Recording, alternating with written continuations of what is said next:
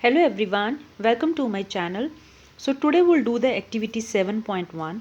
So in this activity you are supposed to add more causes of deforestation to your list and classify them into natural and man-made.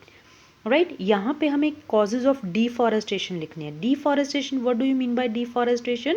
Means clearing of forest, like या हम ये कह सकते हैं cutting down forest और trees over a wide area. बहुत ज़्यादा स्तर के ऊपर जब हम किसी जंगल को क्लियर कर देते हैं, काट देते हैं, राइट, उस प्रोसेस को हम बोलते हैं डिफॉरेस्टेशन, राइट. और जो है बहुत सारे कॉजेज हो सकते हैं for the deforestation. It could be natural and man made. Natural and man made का कहने का मतलब है नेचुरल कुछ जो कॉजेज ऑफ डिफॉरेस्टेशन है वहाँ पे जो है आपको वो मिलेंगे जहाँ पे नेचर के द्वारा होते हैं, राइट.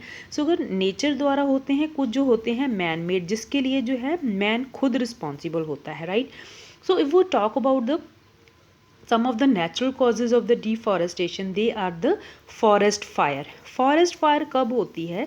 जब बहुत सारे प्लांट्स को जो है, जब बहुत ज़्यादा एक्सट्रीम हीट होती है, बहुत ज़्यादा टेम्परेचर हाई हो जाता है हमारे एटमॉस्फेयर का.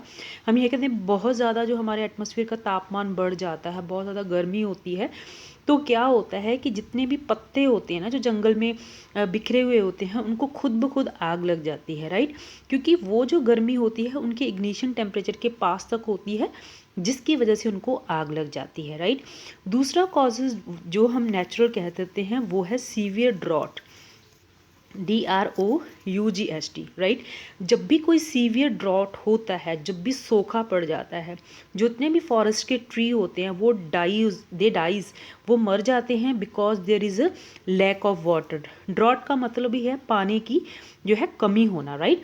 सो नेचुरल में हम लिख सकते हैं forest fire and then you have the severe drought. अब हम बात करते हैं मैन मेड कॉजेज़ की. मैन मेड कॉजेज़ की जो डिफॉरेस्टेशन होती है सबसे पहले होती है we cut the tree for the fuel.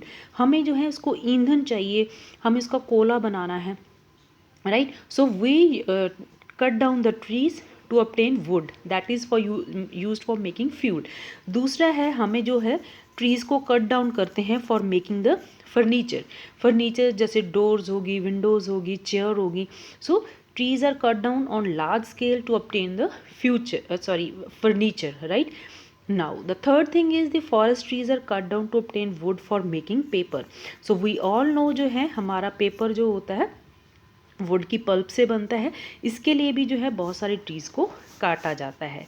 चौथा बात ये है कि जो forest trees they are cut down to obtain more agricultural land for cultivation of crops for the increasing population, right. तो हमारी पॉपुलेशन दिन ब दिन बढ़ रही है, उसके लिए है to obtain more agricultural land. हम जंगलों को खाली कर रहे हैं ताकि हम वहाँ पे क्रॉप उगा सकें जो हमारी बढ़ती हुई पॉपुलेशन की नीड्स को पूरा कर सके, राइट. दूसरा है जो फॉरेस्ट ट्रीज़ हैं वो काटे जाते हैं to get land for building houses. जब पॉपुलेशन बढ़ रही है उनके लिए हाउसेस की नीड भी तो बढ़ रही है, लोगों के लिए रहने के लिए घर चाहिए, राइट. तो जैसे घर चाहिए उनकी डेली नीड्स की जो हमें जो है फैक्ट्रीज़ के लिए भी हम ट्रीज़ को कट कर रहे हैं, उनके जंगल जो है क्लियर कर रहे हैं, ठीक है. हमें रोड्स भी बनानी है, उसके लिए भी जो है we have to cut down the trees. हमें डैम्स बनाने हैं, we have to put down the railway lines. तो ये सब जो है कुछ कारण हैं, जो कुछ कॉजेज़ हैं जिसको हम बोलते हैं causes of deforestation and we have to classify them into natural and man made, right. Natural में आपके पास आएगा forest fire and severe drought. Man made में जो है हमें ट्रीज़ को कट करना है for getting the fuel, for getting furniture, for getting paper, right. ये है. और उसके बाद ये है जो हमें एग्रीकल्चरल लैंड, हमें मोर क्रॉप चाहिए, राइट, फॉर इंक्रीजिंग पॉपुलेशन. उसके लिए हमें हाउसेस के लिए हम लैंड को क्लियर करते हैं, फॉर मेकिंग फैक्ट्रीज हम क्लियर करते हैं, for making roads, railway lines, dams. तो ये सब कुछ कॉजेज ऑफ डिफॉरेस्टेशन है. I hope you got my idea. Thank you so much for watching.